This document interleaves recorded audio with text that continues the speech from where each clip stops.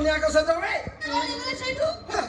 କଣ ହେଇଗଲା ସେଇଠୁ ଆଜି ତାଙ୍କର ଚଉଠି ସେ ଆଜି ତାର ଶୋଇବେ କଣ ହେଇଗଲା ମୋ ଶୋଇଲେ ଅସୁବିଧା କଣ?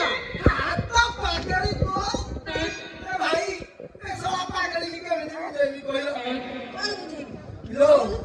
ଚଉଠି କେବେ କାଟିଆ କରାଯାଏନି ଦି ଜଣ ଦରକାର ତୁ ସେଇ କଥା କହୁନୁ ଏଠି ଶୁଣୁ ତୁ ଏଠି ନା ଯାଉଛି ଆମ ବାରି ପାଖରେ ନୁହଁ ଛୋଟା କୁକୁର ଛୁଆ କୁ କୁ ହଉଥିଲେ ମୁଁ ସେଇଠୁ ଗୋଟେ ନେଇ ଆସିବି ଯାଉ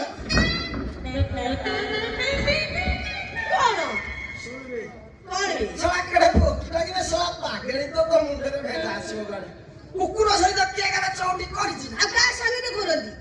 ଦିଟା ମଣିଷ ଗୋଟେ ପୁଅ ଆଉ ଗୋଟେ ଝିଅ ଆଉ ମୁଁ କଣ ଭୂତ ଭଳିଆ ଦେଖାଯାଉଛି ହେଇ ତୁ ତ ଗୋଟେ ମଣିଷ